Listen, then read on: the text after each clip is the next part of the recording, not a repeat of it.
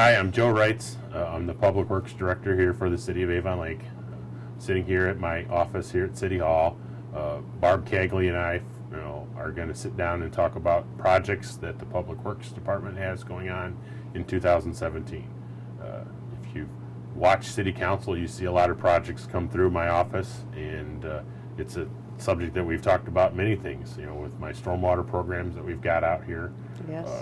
We got a lot going on. A big department, and we've got a lot of responsibility. So I wanted to sit down and talk to you and get this out to the public of the projects that we've got going on in 2017. It seems like you have more this year than usual. Is that true? Or they're just bigger? January, February, March is when everything kind of hits because we're gearing up for the construction season. Okay.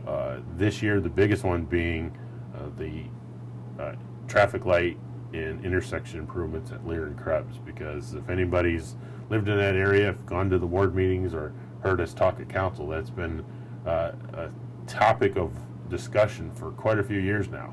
The project went out for bids, and we have a contractor, and it's going to be awarded here on February the 13th by City Council. Anybody that's been through that intersection now is going to notice that there's already work going on, and that's the railroad.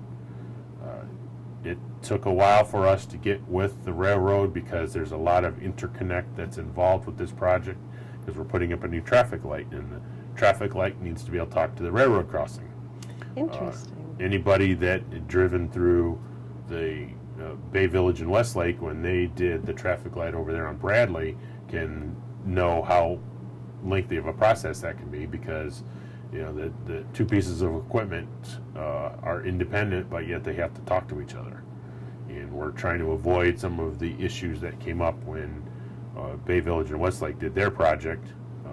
We did work with Avon in this one because we are going into the city of Avon for a little bit, because we are widening Lear Road in Avon Lake to provide a southbound left turn lane on the Krebs Road.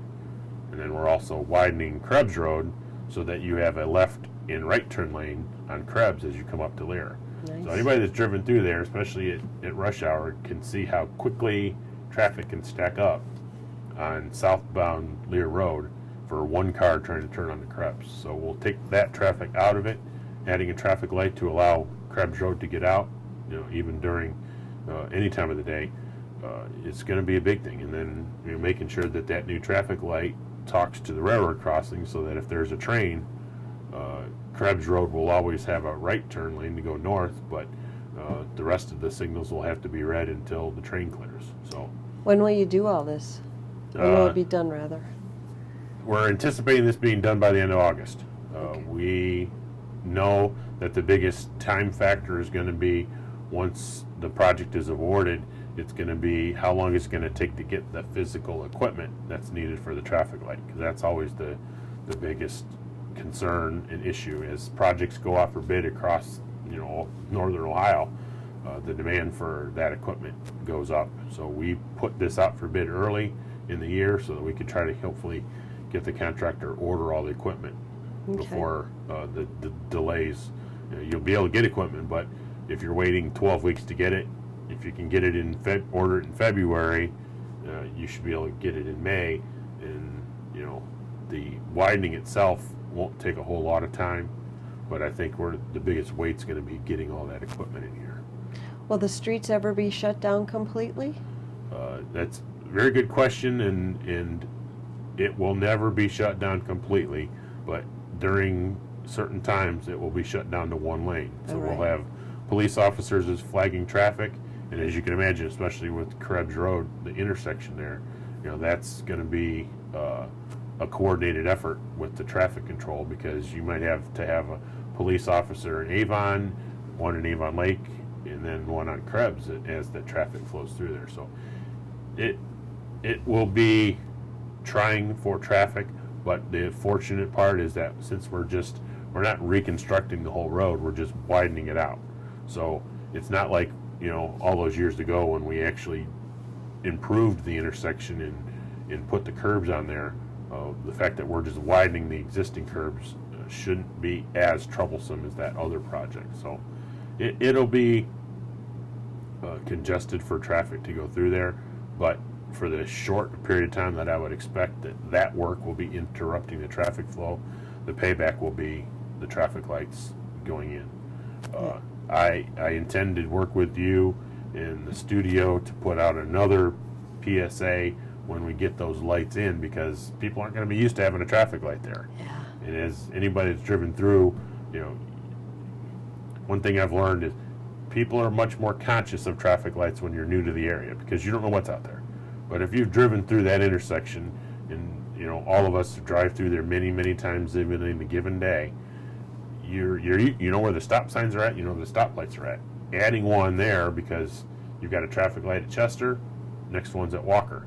It's going to be new, so we have a certain sequence to do. We're going to follow the Department of Transportation manual where it goes up in the air, you see the black bags on it, and then for 3 weeks they just flash, and then so we're bringing people into it. We'll probably put up some type of signs outside of the road to say that traffic patterns will change, and then when the lights are up in the air and they just start flashing, we'll have a sign there that says traffic signal will be activated as of this date. So I want to get with you and do some other type of announcement to let people know that that's coming, because once we get to that point, ultimately we don't want anybody to be have any confusion of what's going to happen, because at some point that light's going to go active. So we're going to have to make sure that people are aware that you might leave for work. There's going to be that day where you're going to leave for work and it's going to be flashing, and you're going to come home from work and it's going to be active. So we want to try to avoid all of that. I didn't realize that was standardized, that process. I mean, I've seen it before where they have the bags on it, but that's interesting. Yes, that's you bag it. Generally, it's a 3-week process for each step. Okay. 3 weeks where it's bagged, 3 weeks where it's flashing before it goes live. So you look at the time frame it'll take to build it, but then you add 6 weeks or so to that before it's actually activated. It's a process, but we all have to learn new habits, because we're all creatures of habits. We're creatures of habits. Exactly. Yeah. Exactly. So we're getting another light then too. And then we've got one more light coming that will probably happen very late in the fall, but we're going to be putting a traffic light up at Weber Road on State Route 83.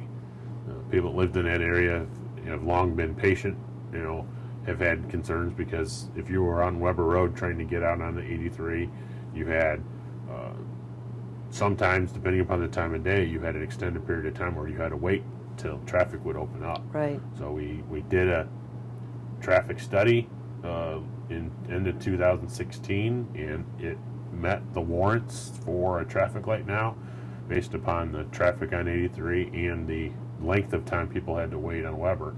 And it was warranted, sent it down to the state. They got the warrants and they had no objections, so we're moving forward with the design for that. It's going to be the same situation as the Lear-Krebs, where once we get that one ready to go out for bid, then we're going to have a long time to wait before the equipment can come in. Okay. But we don't have any road work that's happening there, because we did, the last time we did the study that warranted any improvements was 6 years ago, when we added the turn lane, northbound left turn lane on State Route 83. Okay. So, once again, that was a result of a study which showed that we needed to get that turning movement out of the through traffic. And so we did that one, and subsequently we've done several studies since then that didn't quite have the number of cars that were warranted. Now, in end of 2016, it was warranted, so we're moving forward with the project as has been talked about at council, and once again talked about it at the ward meetings, because that's, if you lived in that area, you knew exactly what the delays were.